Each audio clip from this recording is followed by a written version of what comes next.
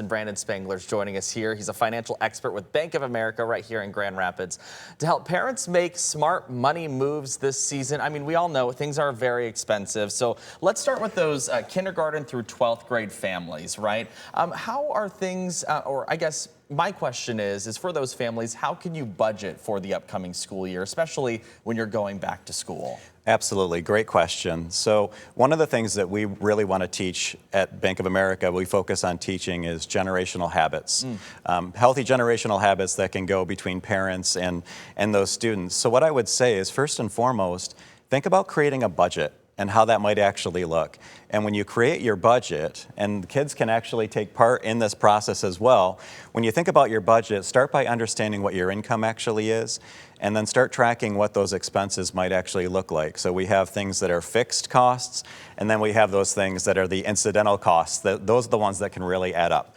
sometimes. And so allowing students to take part in that process and utilizing resources to help can really be beneficial, not only just for the students, but for the entire family as well. Can you give us an example of a fixed versus an incidental cost when we're making that budget? So especially when we're dealing with kids, one fixed cost that I think a lot of kids understand is that cell phone bill. Right. Right? So, exactly. So that's one that most kids will say, okay, I understand. It costs typically the same amount every single month, right?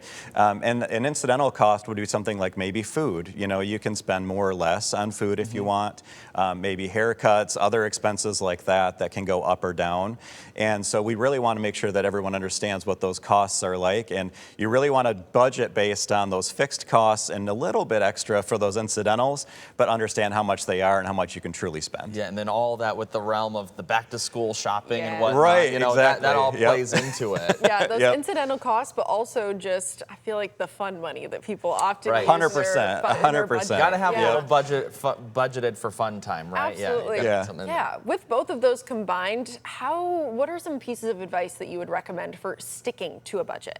Yeah, absolutely. Great question. And so that would be to utilize a tool. I know that it's not everyone's favorite thing to do, but I would say actually create a real budget. Okay. And that's something that we typically do recommend. And there are lots of tools out there. We have a site that we actually host. It's called Better Money Habits. There are tools there that you can access that will not only give you tips in terms of budgeting, but actually give you the tools to manage it.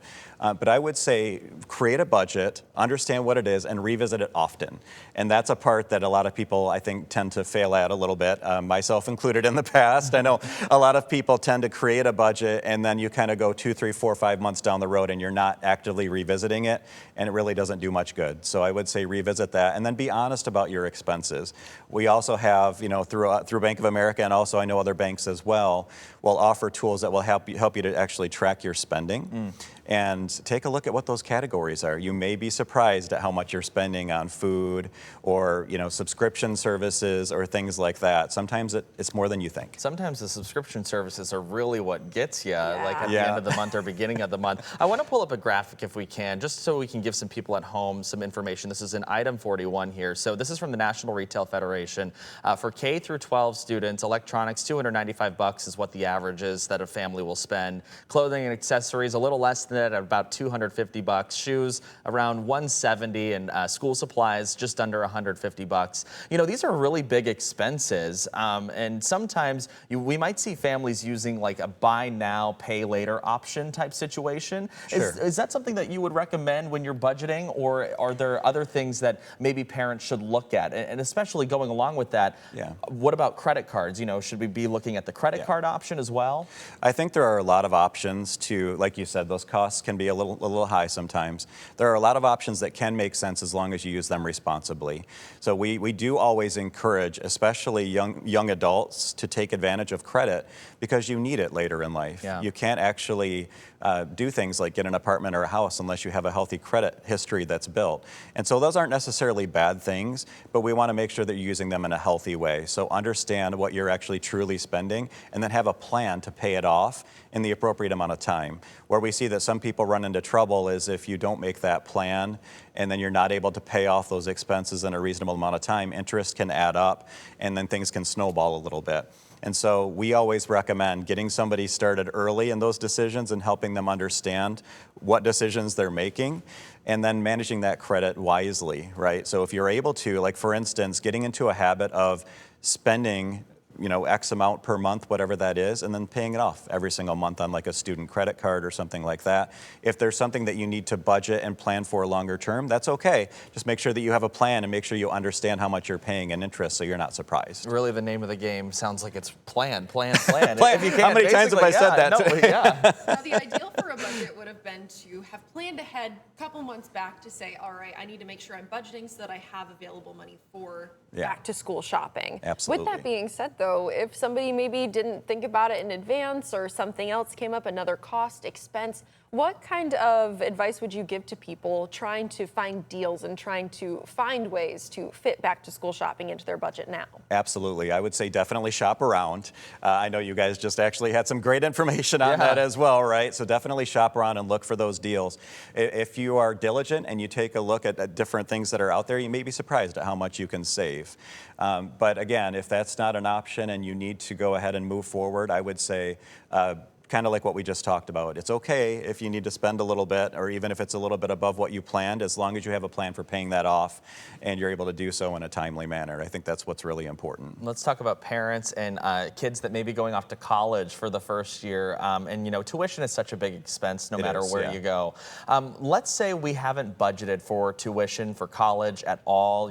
18 years goes by and we just haven't prepared whatsoever. Sure. Is there anything that parents or maybe students can do to kind of put themselves through school financially? Is there a good tip for that?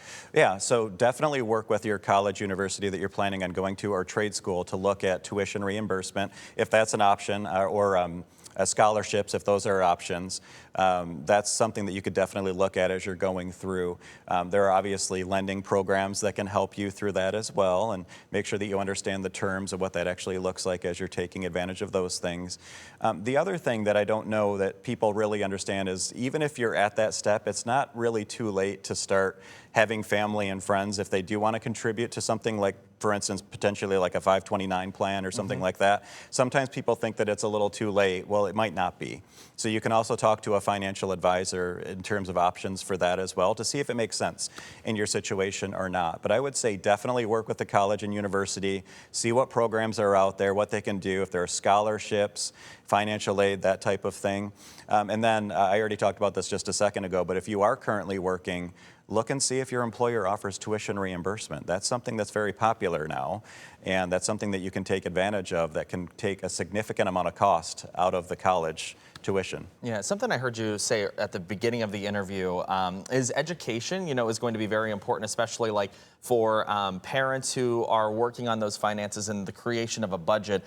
It could also be beneficial to have that child involved in the creation of the budget so they learn. Can you talk about how beneficial it is for children to learn about finances at a young age, especially as parents are budgeting for things like back to school for their child, or even for budgeting for tuition for, let's say, a private school or a college? Yeah, so important. I'm a huge believer in hands-on experience. So we try to offer financial education through a couple of different paths. First and foremost is, like I mentioned, our Better Money Habits site that'll give you articles and videos and really fun things to read and research and get some experience that way. But the hands-on is so important.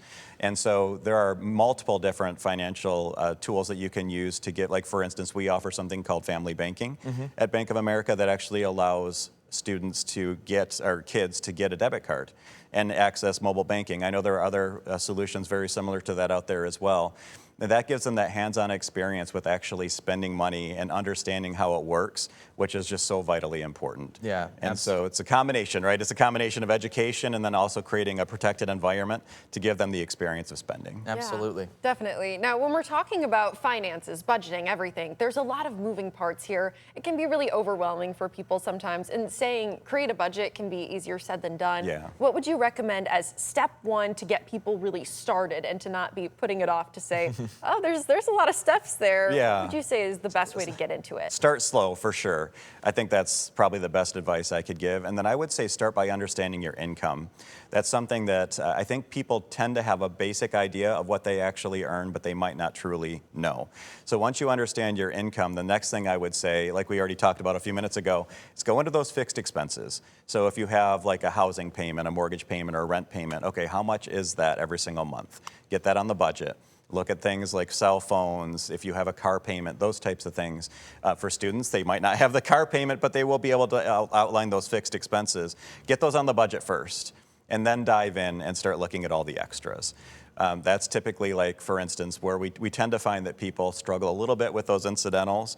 And so again, just taking a look at the fixed and then being honest in terms of how much you're spending on those incidentals can be so beneficial and help. I know it's overwhelming, though. It's a lot. It's a lot. It is. Especially when you start throwing in the different terminologies of different things and concepts. So we appreciate you helping us break this down as kids start to go back to school here in the next couple of weeks. Brandon, we appreciate your time. Absolutely. Thanks for having me.